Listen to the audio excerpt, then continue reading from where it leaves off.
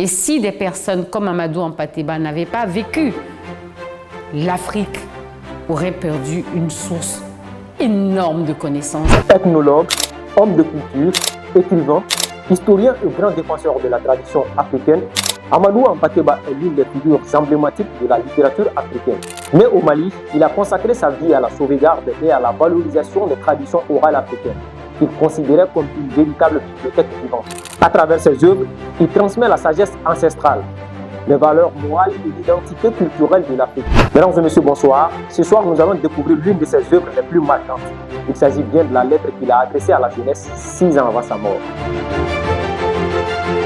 Mes chers cadets, celui qui vous parle est l'un des premiers-nés du XXe siècle. Dans cette lettre profondément émouvante, Amadou Hampâté-Bâ livre des réflexions riches d'enseignements sur l'humanité, le respect de la tradition et la responsabilité des générations futures.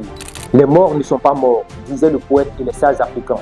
Amadou Hampâté-Bâ, puisqu'il s'agit de lui, connu sous diverses casquettes portant l'étiquette de plusieurs surnoms, parmi lesquels disciple du sage de Badangara, éternel élève de la vie, diplômé de la grande université de la parole, enseigné à l'ombre de Baobab, père de la tradition orale africaine, repère des valeurs historiques, Peul.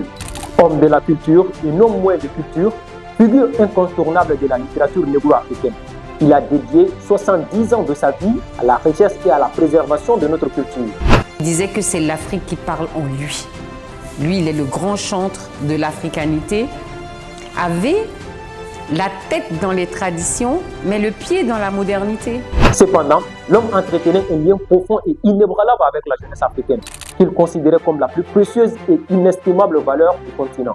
En 1985, Amadou Hampâté-Bâ trempe sa plume dans l'acre de la sagesse 6 ans avant sa mort, pour rédiger une lettre à l'intention des jeunes avant de poser définitivement sa plume.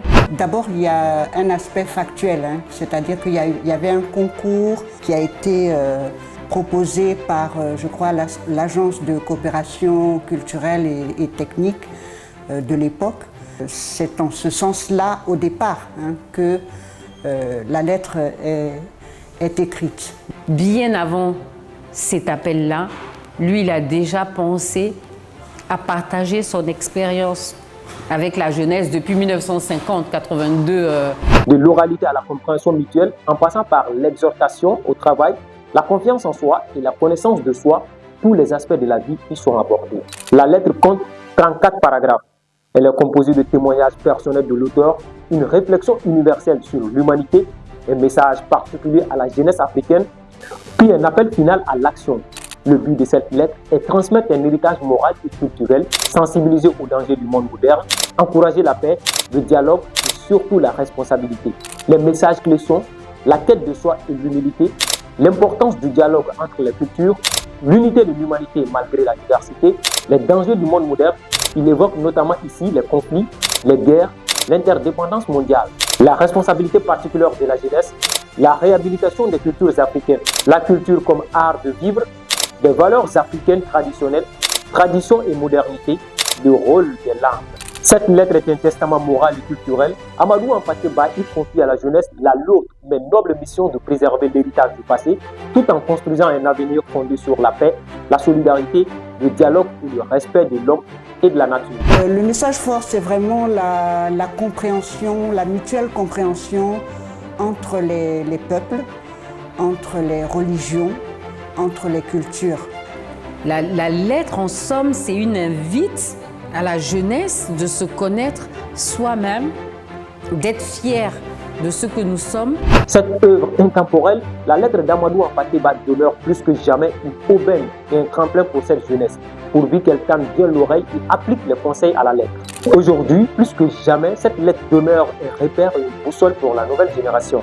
Aujourd'hui, Amadou Hampâté-Bâ repose en paix, avec assurément le sentiment d'avoir accompli son devoir envers les générations futures en laissant un testament, un héritage précieux, la lettre aux jeunes.